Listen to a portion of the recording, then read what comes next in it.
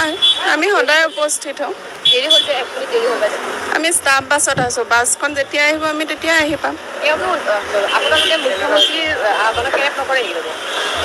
আৰে 1 মিনিট দেৰি হোৱাটো আপুনি কি ক'ব বাছখনৰ ট্ৰেফিক থাকে তেতিয়া ট্ৰেফিকটো আঁতৰাই দিব আৰু এটা কথা আপুনি নাই 9:30ত আহিব কৈছিলে যে এতিয়া কেইটা বাজিছে আপুনি চাওকচোন মোবাইলটো 33 হৈছে 3 মিনিট দেৰি হ'ল এইটো হ'বই আৰু অকণমান আমি খোজকাঢ়ি আহোঁ ন আপোনালোকে মুখ্যমন্ত্ৰীৰ আগলৈ কেৰেপ নকৰে নেকি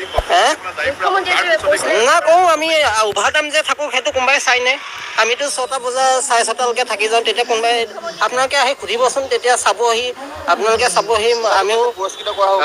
কৰা হ'ব কিন্তু আমি অভাৰ টাইম কৰি যাওঁ সেইটো কোনেও চকু নিদিয়ে সেইটো আপোনালোকে চাব চাই পেলাই তেতিয়া ক'ব তেতিয়া আমি ভাল পাম দেই জানো বা হৈছে নহৈছে এতিয়া ওপৰ মহলে জানিব আমি ইমান গম নাপাওঁ আপোনালোকে আহি আমাক সোধে সেইটোতো ওপৰ মহলে জানিব আমি নাজানিম